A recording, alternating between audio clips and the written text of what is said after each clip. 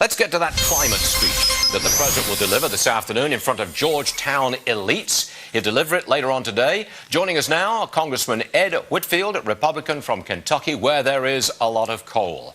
I've said this morning, Congressman, that the President is going to kill the coal industry. And I don't think there's much you can do to stop it because he's going to use the EPA. He's going round you in Congress. What do you say?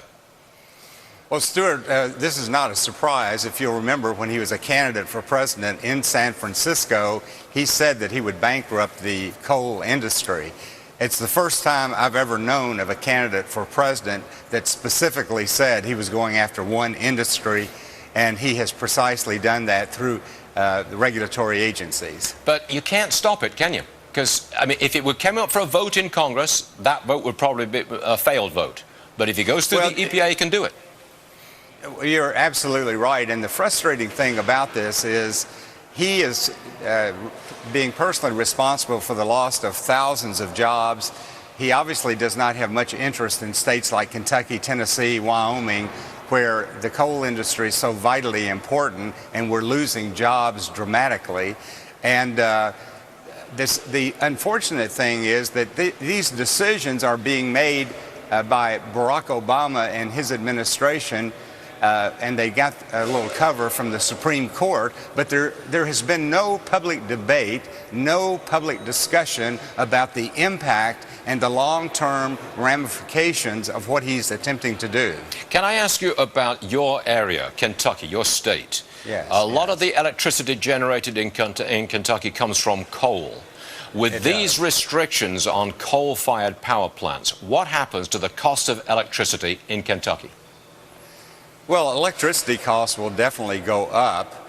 And, you know, with Mayor Bloomberg giving $50 million to the Sierra Club, they are filing more and more lawsuits based on regulations against the coal industry. And, Stuart, I think the important thing to remember here is I do believe also that the President is catering to world public opinion, because the total gigawatts of CO2 emitted annually around the globe is 770 gigawatts. And I want you to know that man-made CO2 emissions, the total amounts to about 30 gigatons, but a lot of that is absorbed. So we're talking about a net 10 gigatons of CO2 emissions caused by humans. So in the spectrum of things, it's a very small, minute amount. The Speaker Boehner, his spokesperson, has just said, this is the last thing we need. But I have to close this out, Congressman, by saying, you can't stop it, can you?